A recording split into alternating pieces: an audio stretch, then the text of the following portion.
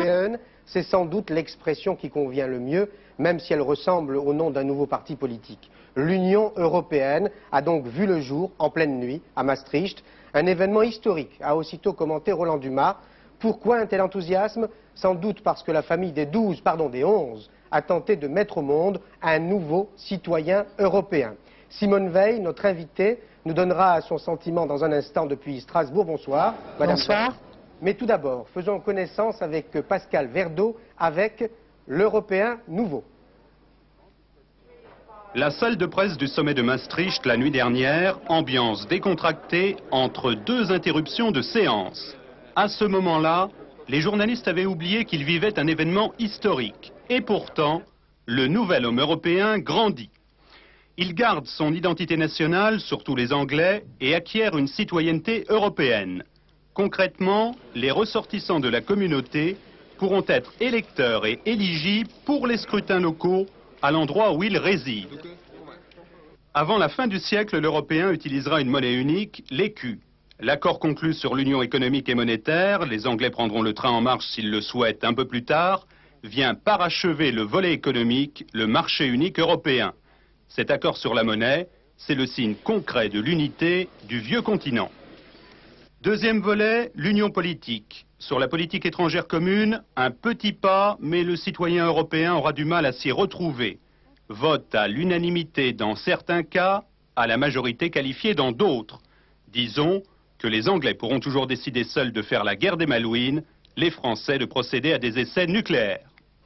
Enfin, un embryon de défense, c'est l'identité européenne de défense, une base juridique pour des interventions militaires communes, à l'exemple du corps d'armée franco-allemand.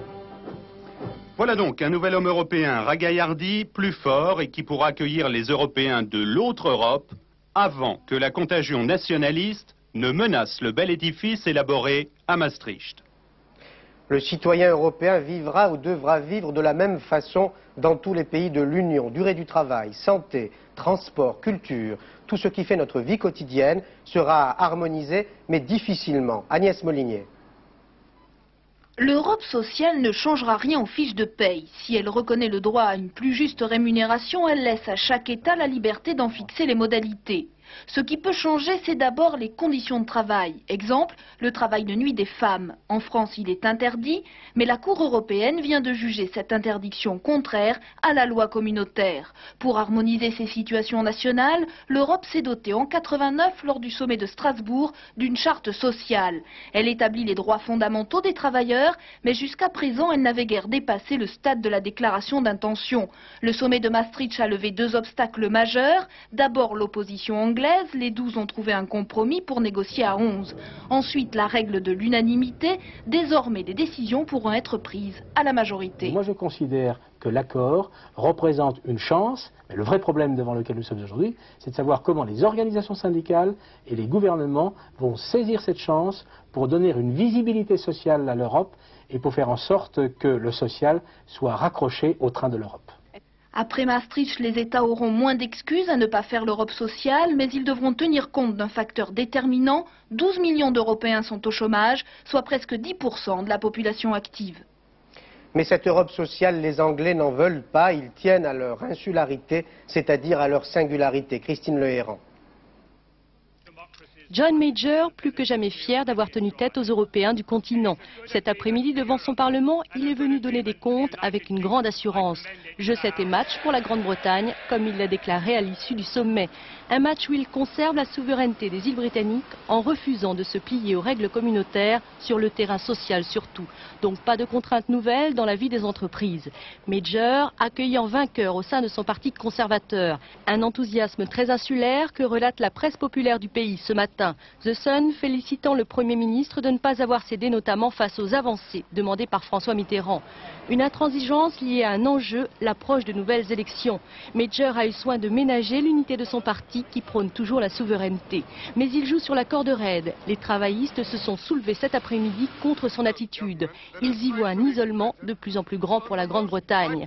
Leur leader, Neil Kinnock, l'accuse de placer le pays en seconde division, bref de commettre une grave erreur, surtout pour les travailleurs. Le successeur de la Dame de Fer au 10 Downing Street se voulait plus européen. On assiste en fait à un bis repetita de leur Thatcher, une attitude qui pourrait lui réserver des surprises, comme à la Dame de Fer il y a un an. Chez nous, en France, un point précis du traité de Maastricht suscitera sans doute une polémique franco-française.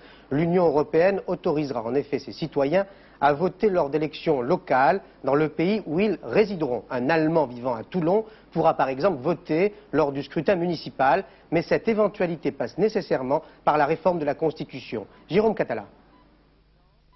Pays-Bas, Irlande, Danemark, 3 pays qui ont déjà accordé aux étrangers le droit de vote aux élections municipales. Mais le traité de Maastricht sur l'union politique va plus loin. Il prévoit que chaque citoyen de la future Union européenne, résidant dans n'importe quel État de cette Union, pourra voter et être élu lors des élections municipales ou européennes. En France, cette disposition est contraire à la Constitution, puisque selon l'article 3, seuls les nationaux français peuvent être électeurs. Pour mettre en accord les textes européens et la loi française, une réforme de la Constitution est donc indispensable. Mais le président de la République n'a pas encore spécifié quelle méthode serait utilisée. La méthode que je demanderai au gouvernement d'appliquer n'a pas été définie. De toute manière, il y aura débat au Parlement. Mais quelle que soit la méthode retenue, la polémique est lancée. Et ce matin, le RPR, plutôt hostile à cette modification constitutionnelle, demandait un référendum sur la question. En revanche, une partie de l'UDF est favorable au vote des Européens en France. Mais RPR et UDF réunis craignent en tout cas que cela ne relance le débat sur le droit de vote de tous les étrangers. Enfin, la révision de la Constitution pourrait permettre à François Mitterrand de faire passer en même temps le toilettage des institutions annoncé il y a un mois. Et cela suscite précisément des réactions très contrastées. Je sais bien que certains parlent d'irréversibilité, mais on ne sacrifie pas la souveraineté nationale de manière irréversible. Et je pense que, contrairement à ce qui se dit ici ou là, eh bien, dans quelques mois ou dans quelques années, dans notre pays, une majorité s'exprimera pour dire qu'on ne veut pas de cette Europe du capital, de cette Europe contre les travailleurs. Maastricht est un échec pour Mitterrand et pour Delors, car c'est un échec de l'Europe fédérale socialiste qu'il voulait construire. J'ajoute que cette démarche était contraire à notre Constitution. Dans l'état actuel des choses, rien dans ce traité ne nous apparaît en contradiction avec notre philosophie de la construction européenne. Je l'ai dit tout à l'heure, on reste dans une démarche qui respecte l'identité des États. Le point de désaccord que nous avons, c'est celui du droit de vote donné à des non-nationaux. Et avant de retrouver Simone Veil à Strasbourg, je vous propose d'écouter la réaction de Valéry Giscard d'Estaing, que Jean-Marie Belin a rencontré. L'ancien président est satisfait, mais nuance son propos. Question de savoir si les décisions annoncées à Maastricht auront lieu. Et en réalité, la date historique, c'est celle de la monnaie unique de l'Europe. Et je souhaite pour ma part que cette date soit 97, qu'on n'attende pas 99. Je souhaite qu'on la prépare activement et que la France ait un grand rôle dans cette préparation. Parce qu'au fond, personne ne va défendre l'écu, pas les Anglais qui sont contre, pas les Allemands qui ont le Deutschmark. Donc finalement, pendant cette période de 5 ans, il y a une occasion à saisir pour la France d'être le pays qui fera avancer l'unité monétaire de l'Europe et qui transformera l'écu en monnaie européenne. Simone Veil, bonsoir. Vous êtes en direct du Parlement européen. Madame Veil, êtes-vous prête aujourd'hui à échanger vos francs contre des écus? Oh, je serais tout à fait prête à le faire, oui, si c'était efficace et si je pouvais utiliser mes écus de façon courante. Malheureusement, ce n'est pas possible. Mais je me réjouis qu'une date ait été fixée et qu'on soit donc normalement certain de penser qu'en 1999, nous aurons des écus et que nous pourrons les utiliser dans tous les pays. Peut-être même avant, si une majorité de pays se mettent d'accord pour en décider auparavant. Alors, quel est votre sentiment? Succès ou pas? Historique ou pas, Maastricht? Historique. Historique, un succès. Et c'est une date historique parce que c'est le premier grand changement au sein de la communauté européenne depuis 1958. C'est un grand changement dans les compétences, puisqu'on ajoute des compétences en matière de politique étrangère et de défense, puisqu'on décide d'une monnaie commune pour un peu avant la fin du siècle, et qu'on progresse dans la voie d'avoir une véritable Europe démocratique, dans la mesure où le Parlement européen recevra des pouvoirs supplémentaires qui ne sont pas négligeables, alors que jusqu'à maintenant on était dans une Europe où tout en fait était décidé par les gouvernements, sans contrôle démocratique du Parlement.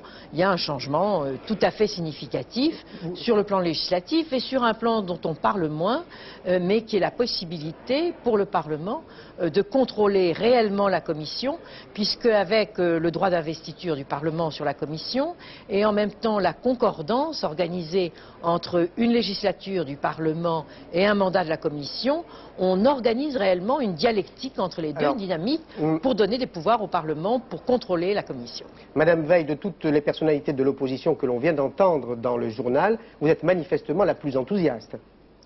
Bon, écoutez, j'ai trouvé que, tout d'abord, peut-être que je suis plus enthousiaste parce que je vis tellement dans ce Parlement et que j'ai été si pessimiste à un moment. Vous savez, je crois qu'entre 1980 et 1985, l'Europe était en train de s'enliser complètement et qu'elle était même en danger de neutralisation, en danger d'inefficacité et en danger d'absence totale de budget et de ne plus progresser du tout.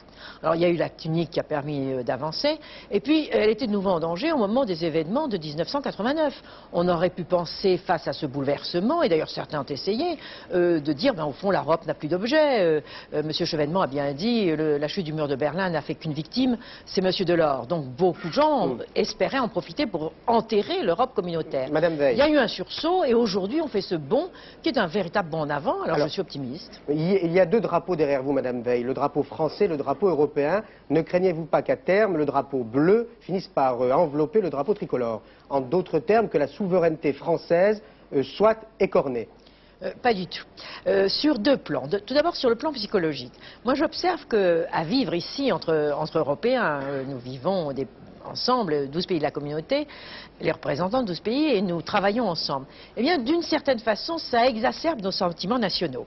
Nous nous sentons beaucoup plus français, on voit très bien quelles sont nos traditions différentes, nos attachements culturels, et nous y tenons beaucoup à cette diversité. Nous travaillons pour maintenir cette diversité. Très concrètement. Mais en même temps, ça c'est très concret, c'est dans le quotidien, tout le temps. Mais quelqu'un entre dans une pièce, on sait immédiatement par son comportement s'il est français, italien ou allemand. Et voilà. Et puis deuxièmement, le fait qu'il y ait de l'Europe permettra à nos pays d'être beaucoup mieux entendus. On parle de la monnaie, et du risque de perte de souveraineté, mais on sait qu'aujourd'hui, le franc n'a plus aucune indépendance, que la véritable souveraineté, c'est celle du dollar, c'est celle du mark, et aujourd'hui, on entend que les Américains se disent, maintenant, avec une monnaie européenne, quand il y aura une monnaie européenne, elle fera sans doute concurrence avec le dollar. Madame Veil, deux brèves questions très concrètes de ma part. Êtes-vous d'accord pour que les Allemands, les Italiens ou les Anglais votent chez nous, en France, lors d'élections municipales? Oui, absolument. Absolument. Je crois que nous vivrons dans les différents pays de la communauté sans avoir la tentation, tout à fait comme les ressortissants du pays, mais sans avoir la tentation de se faire naturaliser, puisque nous avons tous les droits des nationaux résidents, et que quand on est là depuis longtemps, complètement intégré, il y a une véritable citoyenneté européenne qui ne se substitue pas du tout à la citoyenneté nationale, mais qui s'ajoute notamment pour les élections locales. Et d'ailleurs, j'observe qu'il y avait une proposition, et maintenant je crois de certains parlementaires de l'UDF, déjà auparavant, et que en France, beaucoup de gens y sont favorables. Ça n'a strictement rien à voir avec le droit de vote des résidents des autres pays non communautaires. D'accord. Alors à propos de vote, c'est ma dernière question, Madame Veil. Si le président de la République propose une réforme de la Constitution par référendum, la voterez-vous?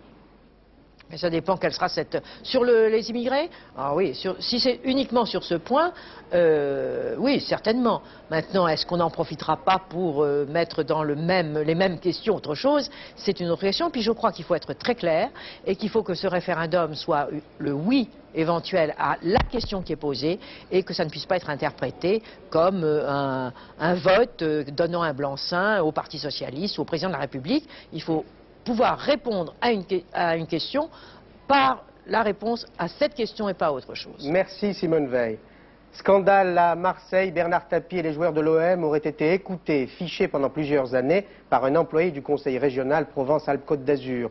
Le président de l'Olympique de Marseille, qui est aussi député des Bouches-du-Rhône et candidat de la majorité présidentielle aux élections régionales, a porté plainte contre cet employé. Pour son avocat, cette affaire ne peut qu'avoir été organisée par des responsables de haut niveau du conseil régional. Le conseil est présidé, je vous le rappelle, par Jean-Claude Gaudin, l'adversaire de Bernard Tapie. Reportage de notre rédaction de Marseille.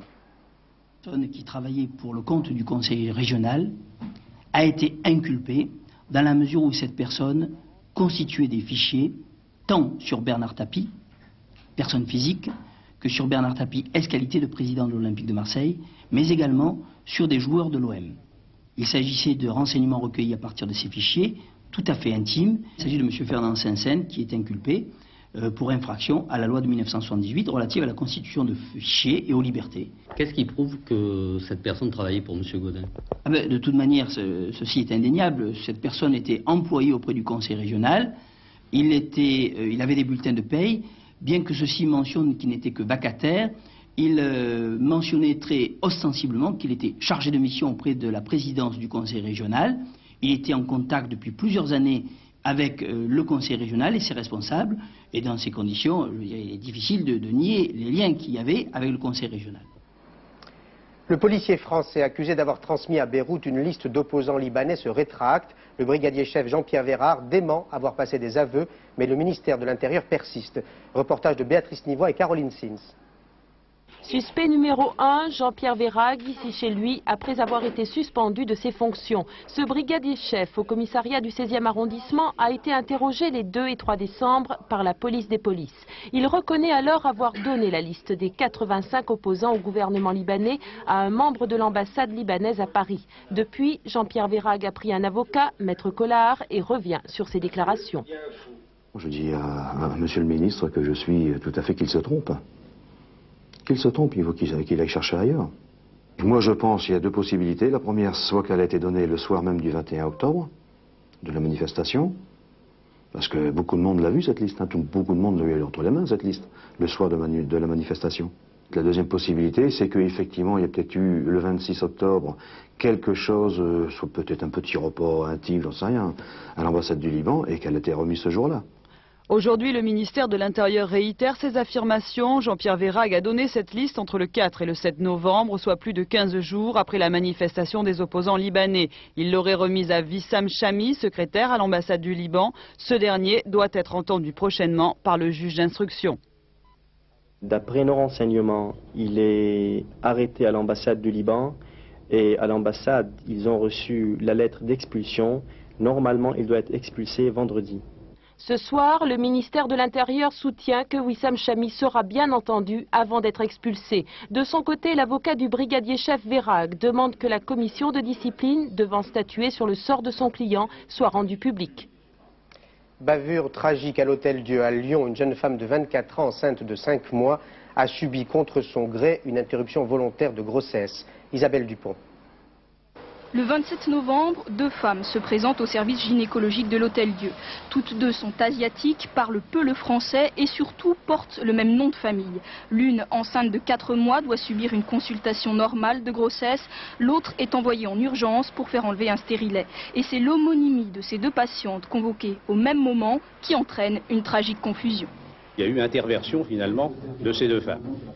Et le médecin qui croyait voir arriver celle qui devait se faire retirer un stérilet, a commencé à chercher un stérilet et il a malheureusement percé la poche des os de celle qui était en réalité enceinte. En pareil cas, le fœtus n'est hélas plus viable, l'avortement thérapeutique inévitable, il a été pratiqué sur la patiente 8 jours plus tard. Un drame dû à un malheureux concours de circonstances, à la barrière de langage avec une femme ne connaissant pas le français, mais aussi à une erreur médicale reconnue par l'hôpital. Ça devait être la énième patiente de la consultation et qu'il y a sûrement eu un examen trop rapide qui n'a pas permis au médecin de se rendre compte que la patiente était enceinte de 20 semaines et c'est ça qui est regrettable. La jeune femme, âgée de 24 ans, a porté plainte pour infraction à la législation sur l'IVG. Une information judiciaire sera ouverte dans les prochains jours. 3 associations de lutte contre l'avortement se sont déjà constituées partie civile, choisissant d'exploiter comme un drame de l'avortement cette affaire qui relève pourtant davantage de l'erreur médicale. Les autres événements en France couverts par nos rédactions régionales et résumés par Pascal Justice.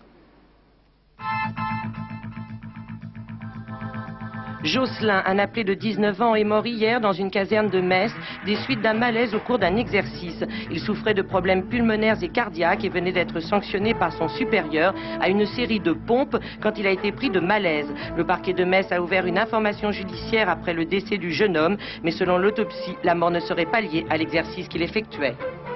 Fusillade à Trappes dans les Yvelines. Le patron d'une petite entreprise de bâtiment de Metz, criblé de dettes et poursuivi par les huissiers, a tué par balle ce matin 3 personnes et grièvement blessé une autre. L'homme désespéré venait réclamer à une entreprise de sous-traitance le paiement d'une facture qui devait lui permettre de payer ses ouvriers. Il a tiré sur les employés puis s'est tué d'une balle dans la tête.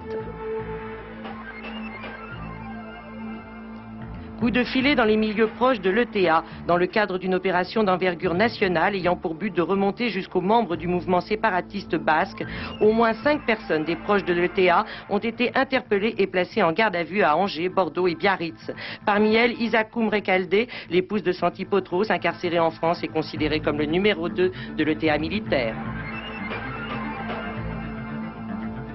2 chirurgiens urologues de Toulouse, réputés internationalement, ont été inculpés de coups et blessures volontaires avec préméditation et escroquerie. Les 2 chirurgiens sont accusés d'intervention ou d'ablation de la vessie et de la prostate abusive, dont une dizaine de patients auraient été victimes. Les 2 hommes ont été laissés en liberté provisoire. Voilà, ce n'est pas encore Noël, mais je voudrais faire un cadeau aux enfants qui nous regardent, et ils sont nombreux le mercredi. Je voudrais vous présenter Fievel, qui a eu la gentillesse de venir nous dire bonjour. Fievel qui joue dans le nouveau film produit par Steven Spielberg, Fievel au Far West. C'est l'histoire du peuplement de l'Amérique racontée aux enfants, extrait pour les enfants. Ne craignez rien, Billy le Kid est là. C'est trop risqué, Kid. Sauve-toi pendant qu'il est temps. Si vous devez mordre la poussière, je veux la mordre avec vous.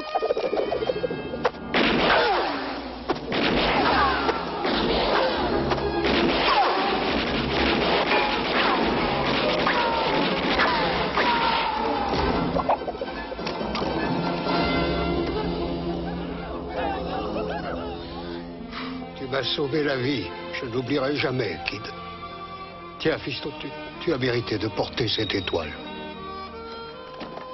Attention, derrière toi, Kid!